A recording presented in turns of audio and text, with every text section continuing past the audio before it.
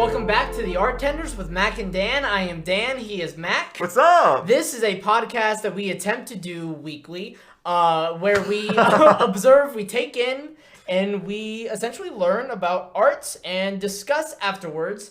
And this time, we decided we were to bring in my roommate, Sam. Hello. And we will be discussing his favorite movie for its 17-year anniversary. Now, although last podcast I said it was the 15-year anniversary, I don't know why I said that. I was wrong. But Did you edit the fail? I will. Go. For this one, since I am admitting to the fact that I have failed. No worries. But we are going to observe Sam's favorite movie, Brother Bear. Now, before we get to Sam, which I'm sure he is just enamored by this piece of Disney media that came out in 2003, Mac, what were your immediate first thoughts with this film? I forgot. Well, first of all, I haven't seen an animated film that was like pre-2010 in a while. Like, it's been a minute, right? I haven't seen a lot of old animated films. And even though it was Disney, it was like really on the cusp of some like impressive technology. Yeah. There were still certain parts where I was like, oh, it kind of feels like a video game. I was like, the sound quality and the voice acting. Sometimes I was like, oh, this is kind of video gamey. It kind of feels like a cutscene. Yeah, especially because like Joaquin Phoenix's voice, he's so manic that his voice doesn't read normally sometimes, so I'm like, oh, this kind of feels like a cutscene in a video game. Mm-hmm. Overall, I think I forgot how smart the story actually was, which is to be said about a lot of Disney stuff. Sure. I kept asking myself, like, I wonder how they got Joaquin Phoenix to do this, because he's such a weird guy that accepts such weird projects. How did he get on board with this? But then the more I watched it, I was like, this actually is exactly the type of shit that Joaquin Phoenix would do. It's weird, like when you find out that it's Joaquin Phoenix, and then you think to yourself, that Joaquin Phoenix, like yeah. Gladiator and Her, and now Joker, right? Like that Joaquin Phoenix as a very, I guess, just a protagonist. And then eventually you're like, oh, of course that Joaquin Phoenix. This movie makes total sense for him. Sam, why is this your favorite movie? I mean, I'll be the first to say that nostalgia has a lot to do with it. Like, that it was a movie I watched as a young lad. And it was one of those things where my mother... So we had the minivan growing up that had the TV screen. I'm so jealous of you. Down. Yeah, with the folding down, and we could watch the movies. And Brother Bear was a kind of constant that we would have, because we used to have the book of DVDs. Oh yeah, that course. Everyone had. That's awesome. And we would keep it, or we'd keep one of them. We might have had two. We might have had one in the house for like the entire collection, and then there was one in the car. And Brother Bear was always in the car, and so it was often that we would just kind of put Brother Bear on again. Yeah. So if I'm getting this right, and forgive me if you feel as though I am putting words in your mouth, but it seems like you were explaining to me this form of Stockholm Syndrome where you witness Brother Bear so many times that I don't doubt you liking it the first time. But I think because you witnessed it, you watched it, you took it in so many times that it became your favorite movie. Is that an accurate statement, or would you defer to some other stance? I push back slightly on your use of Stockholm Syndrome, because that would imply that I was originally being held hostage against my will by the movie. And there was never a moment where I wanted it to stop. It wasn't a negative experience that became a positive one. Okay. It was a positive experience that just kept going. Then just brainwashed. Sure. But the true... like crack cocaine. A little bit. It's a little Yeah. Like hard drugs. Yeah, we know about that. Yeah, it's like, it starts positive, it's like almost, but then you're like, as long as you keep doing it, it's going to keep being positive. Yeah, but I think, honestly, a lot of it, the reason that I love it is it goes back to just like some things that I value just in life. The idea that I have said for years, I don't know where I got it from, but I look at movies like Brother Bear and Tarzan and ones that I really like, and they kind of echo the idea that I hate the notion that blood means family and vice versa. Like, I'm a big believer in that just because someone is your family doesn't mean that you have to like them. You're a big fan of that theme. Yes. But the other way around as well, where you get to pick your family. And so Tarzan and Brother Bear kind of both touch on that, where it's like, because Kenai and Koda are not related. Yeah. But you can't justifiably say at the end that they are not brothers in any meaning. I mean, they're Brother Bear. They are Brother Bears. And they explore that more. In Brother Bear 2, just kidding, they actually don't. It sucks. Shame, Right, by the thank way. you. Shame. You were saying? Did they get Joaquin back for that? No, which is one of the reasons why. No, they got McDreamy from Grey's You're, Anatomy. you're kidding, really? I'm dead serious. Yeah. Wow. I swear. And you know who they almost got? Who they almost They get? almost had Jason Marsden do it. So James Jason Marsden? No. James Marsden. He. Not James Marsden. What did I say? James Marsden. Oh, I did say James Marsden. It's Jason Marsden. Jason Marsden. Excuse me. I apologize. Jason Marsden. So James Marsden. No, he played Max Goof in the Goofy movie. I would say that's his best role. Among no matter other who pieces you are, of it's your film. best role. Yeah, for sure. Interesting. Now, I would like to say about this movie that I also watched it around the time that it came out. So I was around 5 at that time. And the first time I did watch it, I thoroughly enjoyed this movie. My aunt introduced me to this movie, and she was like, look, I got this DVD. If you don't like this DVD, I think it was like for my birthday or something, I'll get you a video game instead. But if you do like the movie, you get to keep the movie. I was like, cool. In my heart, I was like, I want a new video game. But I gave the movie a chance, and when I was at that age, loved that movie, and I could not bring myself to lie to my aunt and be like, yeah, I didn't like this movie. No, I thoroughly enjoyed this movie when I was 5. However, I thoroughly enjoyed the movie when I was 5. This movie is aggressively average, in my opinion. Mm-hmm. And I don't think this movie does a lot very well. Like, it does a lot that's good, but it doesn't do a lot that's like, whoa, that really heightens your sort of experience. I think the movie does a very neat thing at the very beginning. For about 25 minutes, there's this sort of black box that you see the film in. They put these black borders on the left and the right sides of the screen as opposed to just the letterbox at the top and the bottom. And the reason for that is when the movie is in its infancy stage, basically in the prologue, where Kenai is still a human before he turns into a bear. Spoilers. And Imagine if we tried to do this podcast without giving a single spoiler. It would suck. More than it does. I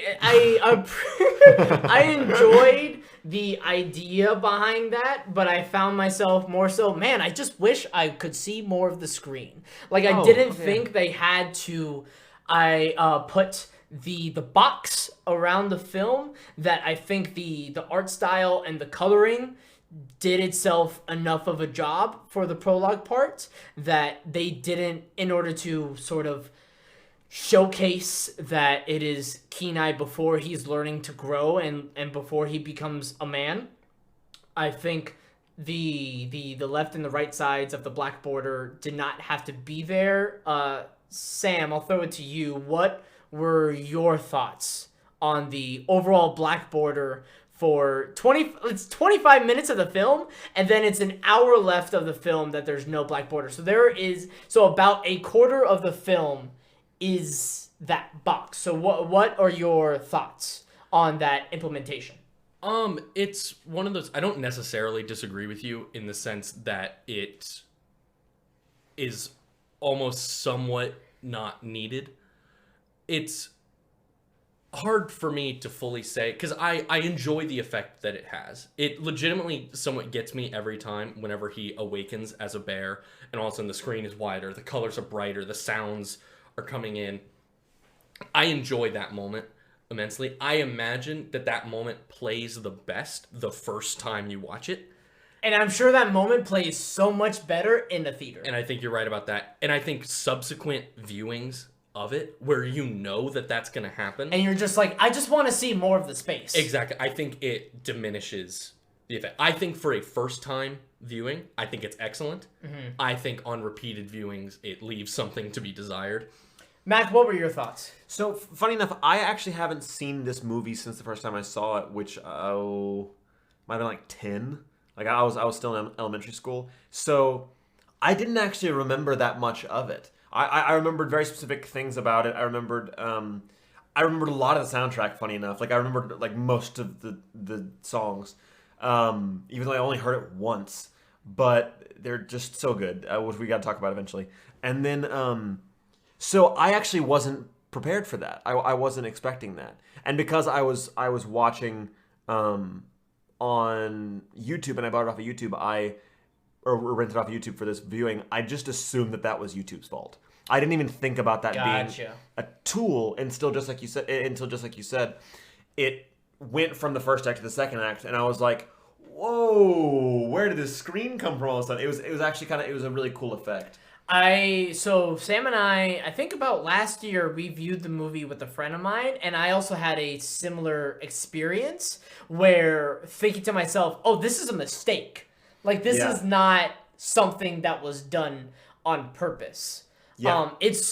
I think I agree with Sam that it's cool to have that reveal, but I also worry for a film when my first thought is that is a mistake. Like, I didn't think that was on purpose until I realized it was on purpose. I guess I'm not denying the cool idea behind it. I'm just pointing out that it's worrisome when somebody makes a cool idea and then the viewer says, that looks like a mistake on whatever streaming service I'm using. Sam, you have something to say? Yes, and I think you're right, but I think it also harkens back to when the movie was initially released, in that I think the overall level of education of the movie viewer has increased a lot in the 17 years since this movie has come out and now. Maybe. Where I feel like now you couldn't pull something like that off because people will immediately think, oh, something's wrong here. They're not using that. The aspect ratio is off on this screen. That's a mistake. And then the reveal doesn't play as well. Where I feel like back in 2003, when this came out, I don't think there was a lot of the layman of moviegoers analyzing movies as much as they are now, beyond the reviewers. And so I think a moment like that would, even in just release today, like I said, it plays best in the first viewing. I think it also plays better at the time it was released and wouldn't play well now. The only part that is hesitant with me to agree with you is that in 2003 we were all 5, so I would just think that it's a little bit difficult for us to say that this is the sort of the outlook, the sort of point of view that these moviegoers had when we were not old enough to truly understand the viewer landscape, as opposed to now where we have a better understanding. Yes. Okay, good talk. All right, now, Yes. I want to bring up this short idea, and it's not really going to be a short idea, but I think... Go ahead. Go ahead. No, there's a microphone. If you're going to whisper something, you might as well, say it to the rest of the classroom. Every idea from Danny is a short one. Nice. It's a ridicule of my height. Probably other things, too. So, I think there is a better version of this movie that I think we have all seen in this room. And Mac, you're looking at me with a stunned, not necessarily a stunned face, but more one of confusion. Like the same story? There's a very similar story that I think is... Are you going to say Up? I am absolutely going to say Up. If somebody came to me and was like, hey, I really want to watch Brother Bear, or just gives me a sort of like thematic sort of thing where I want to watch a movie where an older figure learns to love a younger figure in this grand adventure where they're not family and they shouldn't be together, but they become family towards the end. I would not recommend Brother Bear because I would simply recommend Up to Be a better movie over this, which I think is a very easy statement to make. But that was one of the things that, for some reason, really hit me this time. That I was like, wait a second. I've seen this movie before, and I enjoyed it more before. Wait, that movie is Up. And I also want to say that I think one of the big things that's holding this movie back is that there are songs that happen over scenes that I would have much preferred the scenes to be taking place rather than the songs. So we have a song that transpires between Kenai and Koda's adventure to the salmon run, where we get a lot of growth between them two, and they're slowly starting to learn, particularly Kenai and Dakota, they're starting to learn to love each other. And we don't lose all that, but we lose a lot of it because of the song. And then we lose a lot of the reveal that Kenai killed Koda's mom. Yeah. Because there's a song over it. And I would have still much preferred just like no music or very solemn music, just underscoring, and then we get the actual scene that's taking place and we have Koda's raw reaction to it, as opposed to this Phil Collins song that is playing underneath that is supposed to swoop us in the moment. Sam, what do you think? Okay, well, you talked about I talked about a lot right there, and there's things we need to go back to. I wasn't sure if you guys were ready to respond to Up thing, so I just kept going. Yes. So wherever you would like to begin. Let's start with the song. I think it's a smaller conversation about specifically the moment where Phil Collins is singing over the reveal of Kenai killing Koda's mom. I think that's a smaller. Then I want to go back to the Up discussion. I both agree and disagree with you on the stance that I would have rather seen that scene of him explaining that he killed his mom, Dakota. Okay. I agree that scene would have been very powerful and very raw, and I would have loved to see it. I also acknowledge that the target audience of this film might not be able to handle the hero of the story telling the cute bear that they all love, hey, by the way, I stabbed your mother through her heart with a stick, all right? She bled out. It took a minute, all right? She did not die instantly. So that's not how the scene worked. I was going to use her pelt to keep myself warm this winter. I need you to understand that. Hold on. I understand the target audience of the film being children, but I don't think that's a fair argument to make because you painted that scene as the most gruesome way possible. Well, yes, I'm trying to be funny, Danny. I know that's not how the scene would play. But we are talking about how the scene would play.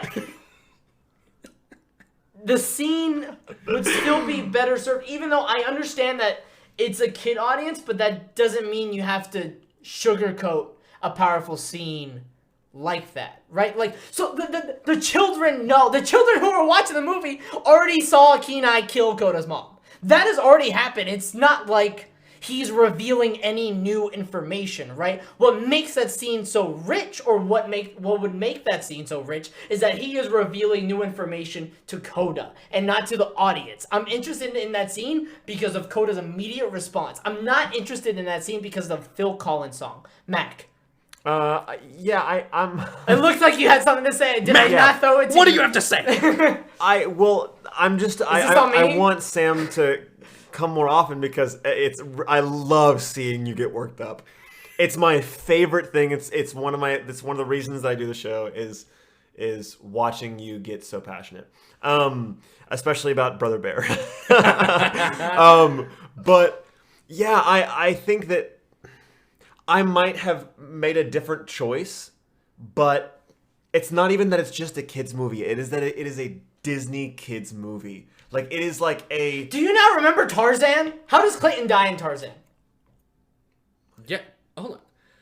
Why do we have to bring what's the other point? movies into this? Okay, because this is a Disney movie, right? This is a Disney kids movie. I think there is a certain precedent. There is a certain thing that comes with Disney movies, where or a certain expectation where they're going to handle with like care and caution heavy topics, and that they're going to explore them, and they're definitely going to dive into them, much like they did with Up, Inside Out, Coco, a bunch of things. But A bunch of Pixar films. Sure, with Disney's name on it or whatever, but they're going to do it in a really, really timid, watered down way. Why? I just like what you're saying, I don't necessarily think that it was the correct thing to do, and it's not what I would have done. But if I was here we go. I think this is what might be more effective. Not if I was the person directing this movie, but if I was the person at Disney producing this movie, I would have wanted the song in there. That is a fair argument from a producer's point of view, because as a producer, you're like, oh my god, the soundtrack, Phil Collins again? Right. Guys, we hooked him in again. We have to put Phil Collins somewhere in this movie. Oh, look, the movie's runtime isn't that long. Okay, let's put it on this scene. Yeah. Even though I still think that the movie would have been better served if that was not the case, but I'm sure that brought Disney in some more money that way. I also want to say, I 100% agree with you. I think having the scene play out would be better. Right. Like, I think it would be a more interesting scene. I'm simply saying it's a conversation we had the other day where it's not fair to call a choice a mistake, I think sometimes. Where, given all of the information that they had, they made a choice. Yes. And while you might disagree and you might have enjoyed the other choice better, they still made a decision and went with that. And I think that's okay. It was a lesser choice. Lesser choice, yeah. From your perspective of wanting to have an emotional scene. From the perspective of a Disney producer. Of a producer going, I don't want parents yelling at Disney because the hero of the story explained how they killed the other hero of the story's mom.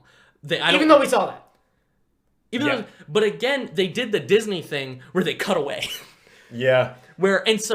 Like lightning strikes instead of us actually watching this. Yeah. And so it's but we know what happened. I think that's my biggest qualm, is that we know what happens. You, Danny Lavelle. Why are you grabbing me? Because I love you. But you, Danny Lavelle, are smarter than a 6-year-old.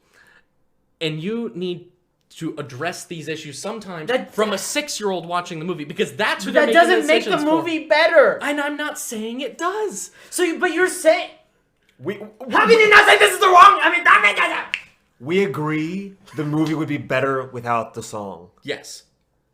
We do.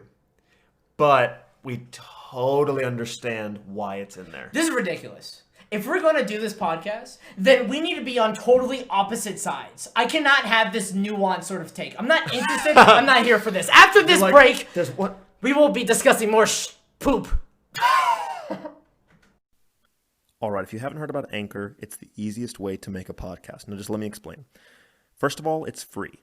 Second of all, Anchor will distribute your podcast for you so it can be heard on Spotify, Apple Podcasts, and a whole bunch more. And third, now this is really important, you can make money from your podcast with no minimum listenership. Hear me when I say no minimum listenership. It's everything you need to make a podcast in one place. Download the free Anchor app or go to anchor.fm to get started. Hello, welcome back to the Artenders with Mac and Dan, featuring Sam. Hello. I wanted to mention the fact that Danny cut me off in the last segment right before we went to commercial break by saying, really from the bottom of my heart, fuck you. Now, on to the rest of the episode. I think that was fair and well balanced. You like that? I did. I think it was the calm delivery that really, yeah. So, and I like that we bookended. Anyway. So, one thing that I found specifically interesting is that the second that the first act of the movie ended. Oh, we'll get to him. We'll get to him in a sec. The second, to be specific. yeah, the way the first act ended, it went to blackout. It faded to blackout, and I had not seen a movie fade to blackout in a long ass time. I laugh at that every time I watch this movie because I always think it. My mind immediately goes to like a Disney Channel original movie, and I'm like, oh, it's the commercial break. Then I'm like, wait, no, this was in theaters. Right, and then I'm like, what the Wait, shit? no, I'm watching this on like YouTube or Disney Plus. No, it's Yeah. not gonna pause. Right, I'm thinking to myself, I'm like, what the shit, was that an act break? Is this an intermission? What the hell's happening right now? And so and then it, like they use it again at the end of the act 2, and I was like, wait a second, I'm sorry. So I'm confused. Is it the director or the writer that is a theater nerd that knows way too much about 3-act structure and not only knows about it, but because clearly Cares most too people- much about it. that subscribes to it. Yeah. That like it's so easy to find in this movie the first act, the second act, and the third act. Exactly. And so at first I was like, oh, maybe the director, I don't really know. And I was looking through what the director did, and I was like, wait, who wrote this movie? And there was a team, obviously, but the head writer was a man named Tab Murphy, and he also wrote. Was the head writer on projects like Hunchback of Notre Dame, Tarzan, which we discussed in the last in the last part, and then Atlantis. And I was like, oh, it's him. He's the guy. That's who it is, because I could totally see in all the movies that I just named how not only is he using 3-act structure, but that he is such a drama and literature nerd. That he is using like so much allusion to so many other stories in this. Just by looking back at the other films that the other thing that he's done, I was like, it's very clear to see his stamp. yeah, I'm like, oh, this feels like it. And so I feel like if I saw another one of movies that he wrote, I would be able to say that's probably a Tab Murphy film. I think that he wrote that. Is that good? What are your opinions on Tab Murphy films then? Do you think this film, I guess in particular, and if you want to extend it by all means, other films that how does this 3-act structure, this very distinct, very clear 3-act structure, how did that serve this film, do you think? I think that the obsession with 3-act structure specifically pays off in terms of journey movies. Because I mean, obviously, there's always like a hero's journey or whatever, but in this, it's literally a journey. It's literally a trek. Yes. And that's not every movie, obviously, but whenever you're doing like an Odyssey type movie, I think that it caters to that. I think it caters to setting you up for a protagonist story where you, in the back of your mind, without even really understanding, subconsciously expect to get very specific things given to you at specific times, and it's all about the hero and the hero's journey to find something out about themselves, and that makes sense with all of these types of movies. Yeah, that's how I feel about Nice. it. I think no thanks. I think it's interesting. I am wondering from you guys, in terms of hot takes and gold medals, what are we feeling deserves a shout out, a gold medal stamp of approval from this movie? Gold. So if we were to give a character a gold medal, I would easily give it to Coda, the little bear. Yeah. Little bear. Remember Little Bear? Whoa, right? And the toothbrush commercial? Mm-hmm. Yeah. Crazy. Yeah. Anyways, sorry. I just went to the Blast of the Past. The blast of the past. Is Okay. Okay. I saw Borat recently. What the fuck was that? Sorry. Well, he said the blasts of the past, and I just thought about Borat. What's the best? I would say Coda. Because I think not only is that character really well written, I think that character is well acted by Jeremy Suarez. And I also think how that character serves Kenai is in such a sort of well done way that I think a big reason why this movie is enjoyable in the first place is because of Coda, right? I don't think Joaquin Phoenix gives a bad performance, but I wouldn't say Joaquin Phoenix gives a memorable performance. It's nothing out there. Like, we were discussing earlier, just saying, hey, Joaquin Phoenix is in this movie, and then you would say he is.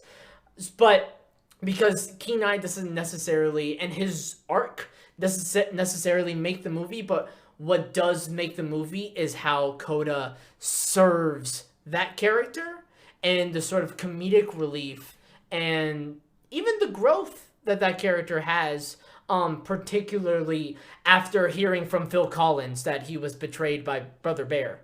But he was still able to forgive and love Kenai.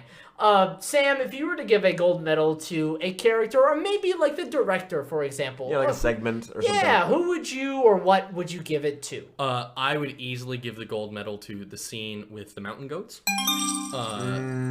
where they start yelling at their echo.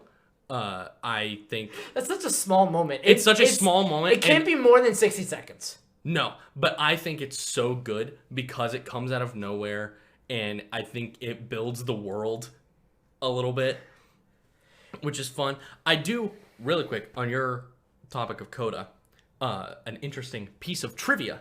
The original draft, like the original way they were going to make the film, it was going to be Kenai and Tug, Michael Clark Duncan's bear. Oh. And Coda wasn't even in the movie. It was going to be Kenai having his older brothers kind of replaced with Tug and them go on a journey. Oh. And apparently everyone involved in the movie hated that. Why? Except the two directors. It just wasn't working. Like, not like they hated the idea, just they were making it. Because the idea itself is not, like, it's not necessarily, it's just a different idea, right? No, but they were pursuing it and it wasn't working. Okay. And the directors were the two going like, no, this is it. This is the how it's movie. going to be. It can't be anything different. But they finally went just like, if everyone disagrees with us, maybe we should try something else. Right. And that's when they bring in Coda, and that made... And then that made the movie Brother Bear. Yes. Well, it was still going to be Brother Bear. They were still going to have a brotherly relationship. No, but now it's Brother Bear. You see what I'm saying?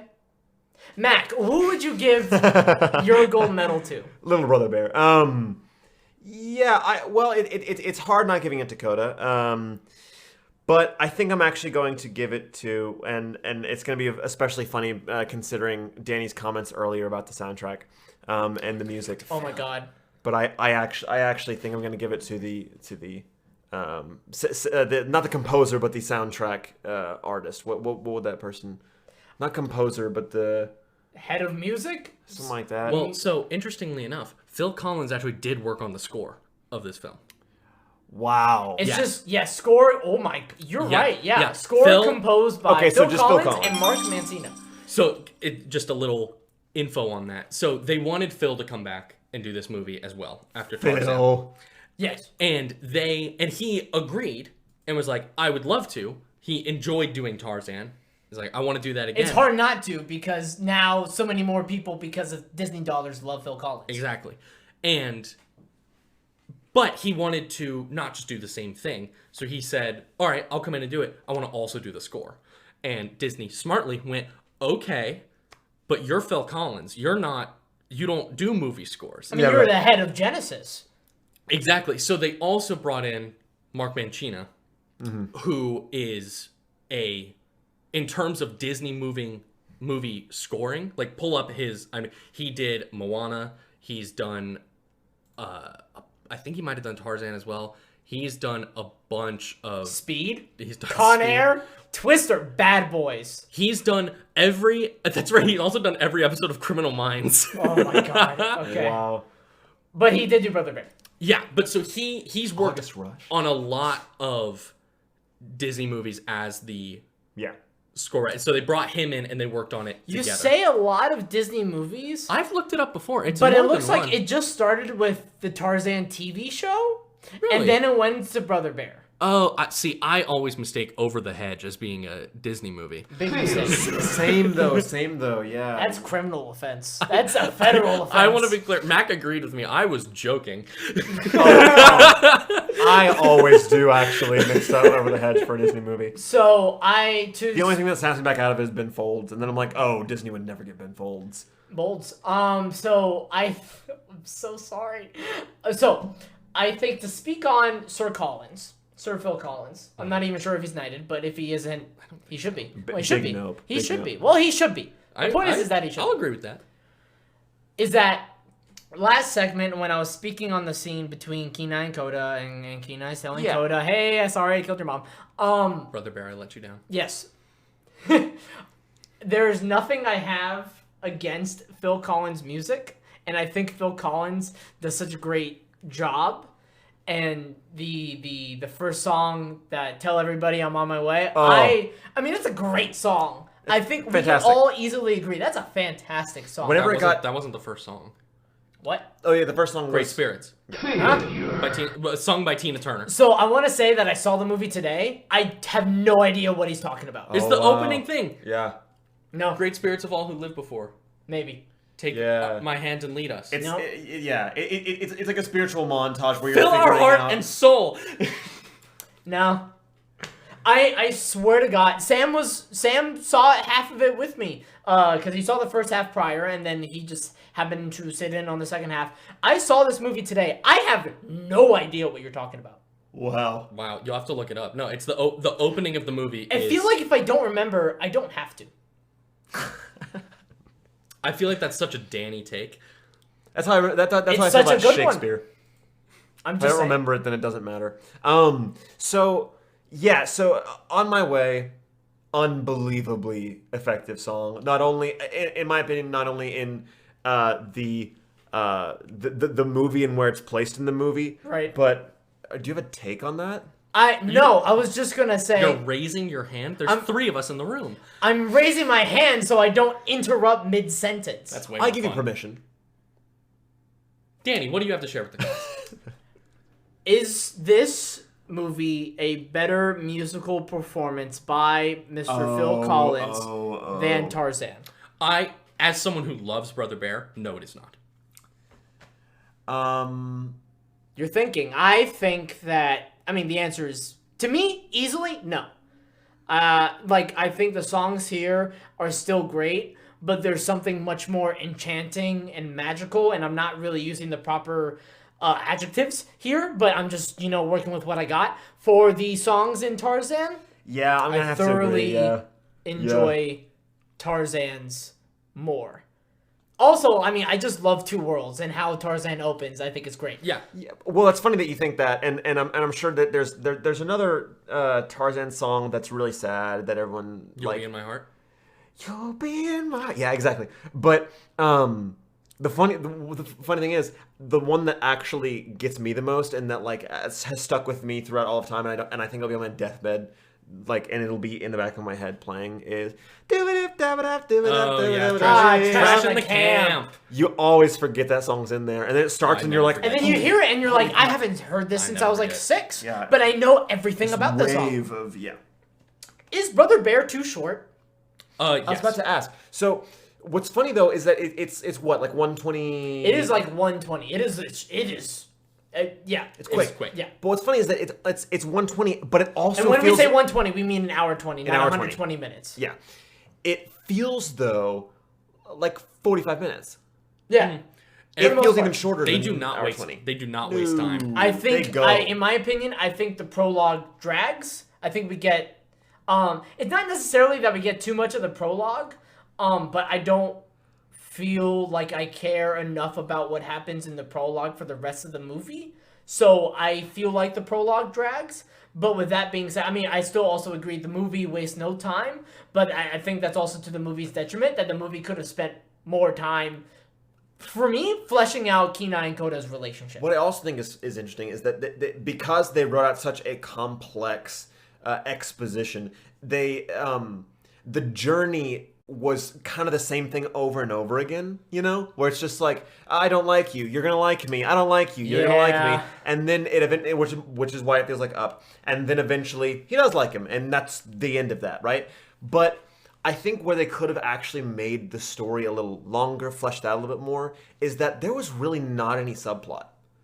They had like all the other characters that weren't Kenai and Coda were kind of just there for like some fun jokes. Yeah, the only really sufficient subplot was the comedic relief characters of the two moves. Rut and Took! Exactly, which is hilarious. Yes, no, those scenes were funny, yes. But it wasn't plot. It was like 30-second bits, tops. Mm-hmm. Yeah. Yeah, so that wasn't... I think that if we had maybe some other thing that we were following, or honestly even like an antagonistic force, some sort of like looming conflict. We kind of had that in Kenai's brother. Denahi. Thank you, Denahi.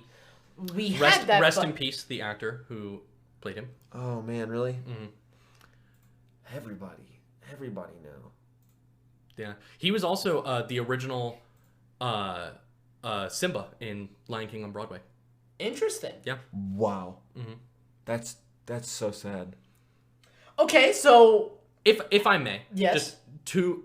I want to go back to two little points. Right. One, in talking about the music and how we agree that the music is not as strong in Brother Bear as it is in Tarzan. Right. A reason I believe that is in Tarzan they were basing it off of a novel, and they kind of had the story already played out and ready to go. And Tarzan was a tried and true story that has been replicated so many times before, and then Disney was like, our spin. Yes. But because they had it already laid out, they could give it to Phil and he could write the songs. Brother Bear, he was writing the music while they were writing the film. And like while they were working on it. So he would write songs and then they would go, hey, we're actually not going to play that moment like that anymore. So he'd write a new song for the moment. It's a very different process. It's a very different process. It's a lot quicker of a process, which is why I think the songs serve their purpose. Or I think like a quicker turnaround. Yeah, they serve their purpose, but they're not the same caliber. Yeah. I forget the name of the song now. The Salmon Run. Yeah. Welcome to Our Family. That whole thing. Yeah. That used to be. They wrote like a frat guy song originally for that. Like, it was going to be essentially a frat party of bears, and it was going to be way less wholesome and family. And so there's a song that exists. I assume it's on a file somewhere deep in Disney of Phil Collins singing a frat guy anthem about bears. Assuming that it's done by Phil Collins and not by like some group that is doing the song, or just like actors. All of the songs in Brother Bear were written by Phil Collins, even if they were not performed by him. So okay. So but regardless, the Blind Boys of Alabama, they're the ones who performed the Welcome to Our Family song, but Phil wrote it. I see. The other thing I'd like to go back to, we touched on it briefly. Danny like skipped over it and started a different conversation after me at the point. I want to talk about Up. Yes. A little bit. Yes. Oh. And I somewhat agree. I push back on your saying that Up is just a better version of this film, because I think they do different things. Sure. Because both of them, yes, technically contain journeys, and that is fine. But I think in Brother Bear you have kind of a tone of there's the role reversal and understanding of the different point of view in Brother Bear, which I don't think is present in Up. Can you speak on that more? Up is about how the old man don't like do thing, kid make him happy again. And that's the whole back and forth. It's him being a curmudgeony old man and the kid bringing out the inner kid in him again. Whereas in Brother Bear, it is to just put it in simple human terms, I have an opinion about that group of people. Now I am being forced to be in that group of people and see things from their perspective and understand the other side of what I was thinking and learning from that. And so, yes, both of them have the similarity. I also think comparing Coda to whatever the kids, Russell, is, I think, a fair one-to-one comparison. I think they serve the same function. Yeah. Comparing Kenai to whatever his name is in Carl. Up. Carl, yeah. I do not think they line up. I'm comparing the relationship, not the individual characters, to one another. Okay. That I think because how I see the two movies is like a relationship between two different characters, very different characters, one older, one younger. But throughout this crazy journey, they learn to love each other by the end. In sort of like very big conceptual, that sort of target, I would just say period. Up is better, Mac. Where I see the similarity and where I see the oh wow that is kind of a similar movie is just the middles. The beginnings of each are quite different. The ends of each are quite different. But the middle, the journey. I mean, journey, the meat of it, is pretty much the same concept, which is which is what we were talking about earlier. I'm not gonna like you. You're gonna like me. I don't like you. You're gonna like me. And we're stuck together. Yeah, and then they do. I guess then that's a very common theme. Yeah. Then. And So I'm okay saying that Up has done that better than most films. The one that immediately comes to mind is Homeward Bound. I don't know why, but that one's on my brain. But yeah, so I guess from that perspective, I'm more okay with that comparison. Yeah. But I think Brother Bear sets out to and accomplishes very different things. Sure. Because I think there's a whole tone of forgiveness in Brother Bear. Like, Kenai's got to forgive bears. He's got to forgive himself later for what he did, even though they don't really ever touch on him forgiving himself. That's what I'm saying. This movie's too short. I agree. Needs more character. I would take a 6-hour Brother Bear. Let's do it. Okay.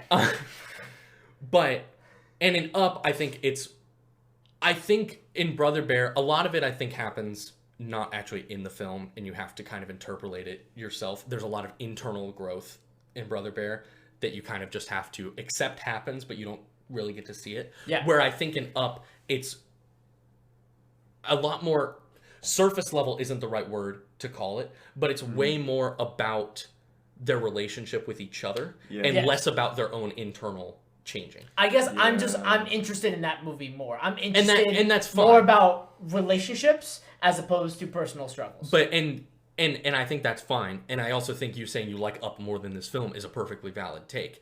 But I think I have trouble being okay with comparisons being drawn when I think the intents were different. And so yes, Up does that better. I'm not sure Brother Bear was trying to do it better. Like that kind of Of course, because Up didn't exist at the time. So how could Brother Bear do it better? Checkmate. Mac, what are your final thoughts? See, when I make a joke, he yells at me. Yeah, but then he makes a But joke he makes and a he moves joke. on. Yeah, and he goes, and end of conversation. Mac. Exactly. That's how I capstone it. Mac, your final thoughts. Well, thoughts? Dang it. Thoughts. Oh. What I'm starting, what you got me on my track of mind is now about how much better Up is than every movie we've been talking about so far. That's such a good movie. Sorry, it's hard to talk about anything else now. It's hard to talk about Brother Bear because now you're thinking about Up. I mean, how much time we've got left? 7 minutes? Should we just talk about Up now?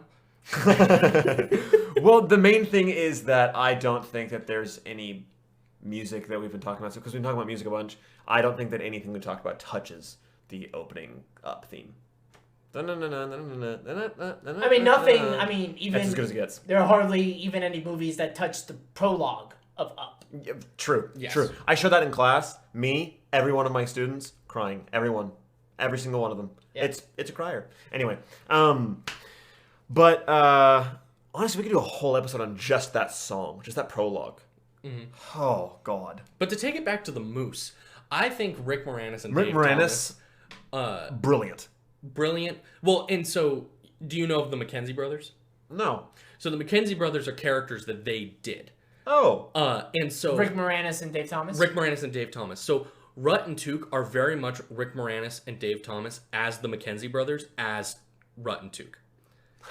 If you look up the McKenzie brothers, they're doing just that whole. It's like, yeah, I don't know, eh? You know, just that whole character is just them doing that. And what's fun is they did a very kind of Robin Williams-esque thing with recording it, where in Aladdin, Robin Williams basically was given talking points and then just improv the entire movie, and the animators just kind of had to deal with it. Yeah.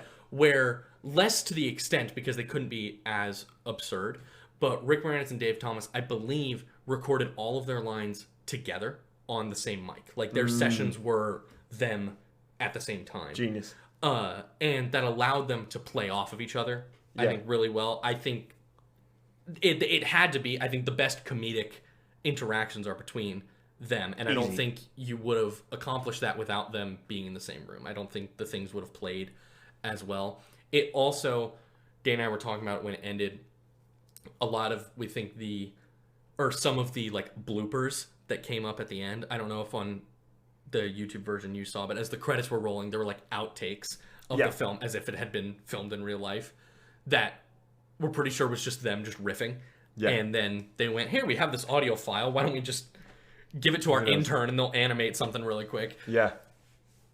Yeah, but I love them so much, and the reason I want to bring them up is because what you two need to do now that you've watched the film, just let me speak. Let me speak. I didn't say anything. No, but you said something. No, with your but eyes. you know what's curious about an audio medium is that that wasn't picked up until you brought it up. But I felt the people needed to know.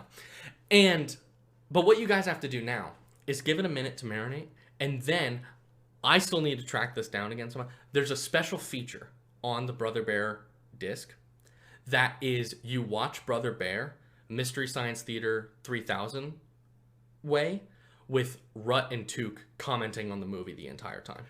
Oh, It is Rick Moranis and Dave And Thomas they're sitting in front of the screen, right? in character. I don't think they're constantly on it like in Mystery Science Theater. Yeah. But it's literally just the movie, and the two of them, I'm pretty sure, improving the entire thing, just talking about the movie as if it was really filmed, and they were the moose actors on set.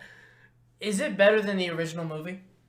I will not say it is better than the original movie, simply because you can enjoy the original movie without the commentary. You can't enjoy the commentary without the original movie. Well, you might be able to. It's actually pretty funny. But I don't think it's better. I think it is the perfect complement. However, I think it is the second best commentary to be put on a special feature. Second only to the Arnold Schwarzenegger Terminator commentary. If you haven't listened to that, you should as well. He basically just is describing what's happening on screen the entire time, and it's the best thing you'll ever hear. Oh my but the gosh. second best thing you'll ever hear is Rick Moranis and Dave Thomas doing shtick for an hour and 20 minutes as Moose. Wow. That's good. That's pretty fun. Okay, so my thoughts on the movie. Nice. It was, I think it was great. I think that it definitely deserves a place in the Disney archive. It holds the hell up. But I think that there are a lot of movies better. I think that's my overall feeling. I agree, because when people ask me what my favorite movie is, I always give two answers.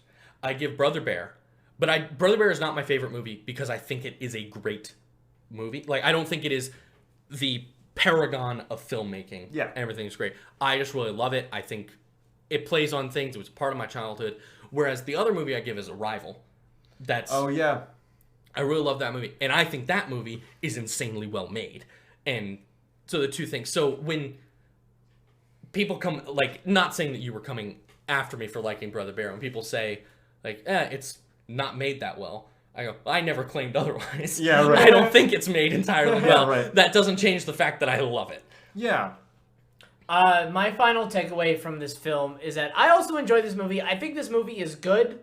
I think if one were to do a sort of mass catalog and watch every Disney film that is not released, not doing it in chronological order of release, I would probably put this somewhere, not like halfway through, but maybe like in the tail end sort of thing. Like, this movie is good, but I have a hard time saying this movie is necessarily memorable. Like, I don't find this movie to be very memorable. It'd be in your bottom half of Disney movies. Yeah.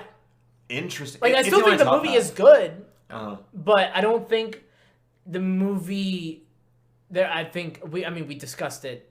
There are times in the film I don't think it does itself any favors. Yeah. And for me it's frustrating watching a film and then just thinking to myself, I think this film would be better this way, as opposed to like thinking wholeheartedly, I believe they made the right decision here.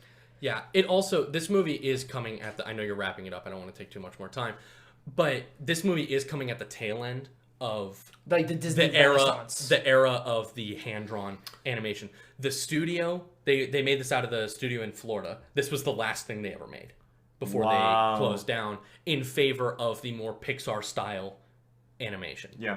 And so, in kind of the thing where the movie doesn't do any favors, it's not long enough. I doubt they were given...